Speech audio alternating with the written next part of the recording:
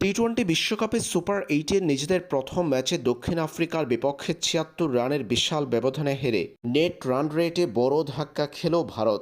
দক্ষিণ আফ্রিকার দেওয়া ১৮৮ রানের লক্ষ্য তাড়া করতে নেমে কেবল ১১১ রানে অল আউট হয়েছে সূর্যকুমার ইয়াদাবের টিম ইন্ডিয়া, যাতে করে ভারতের নেট রান রেট বর্তমানে দাঁড়িয়েছে -৩.৮, যা সূর্যকুমার ইয়াদাবের ভারতকে সেমিফাইনালে উঠার পথটা কঠিন করে তুলেছে। হাতে বাকি থাকা জিম্বাবুয়ে ও ওয়েস্ট ইন্ডিজের বিপক্ষে জিতলেও ভারতের সেমিফাইনাল নিশ্চিত নয়।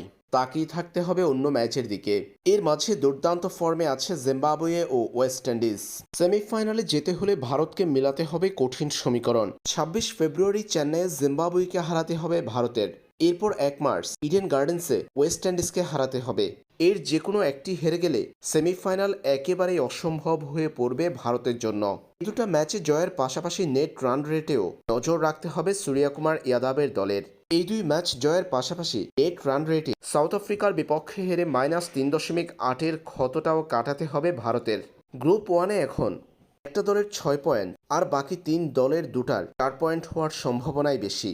আর তাই যেহেতু গ্রুপ থেকে ২ দল যাবে সেমিফাইনালে, নেট রান রেটটা মহা গুরুত্বপূর্ণ দলগুলোর জন্য। আর তাই বলা যাচ্ছে শুধু জয় নয়, নেট রান রেটেও তাকিয়ে থাকতে হবে ভারতের। তাই আগামী ২ ম্যাচে জয় ভারতকে সেমি নিশ্চিত করতে পারবে না।